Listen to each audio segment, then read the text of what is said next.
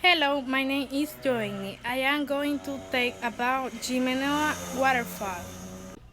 The Jimenoa Water is a water that is within the municipality of Jarabacoa, 5 kilometers from La Vega, and is one highest in the Dominican Republic, measuring about 35 meters.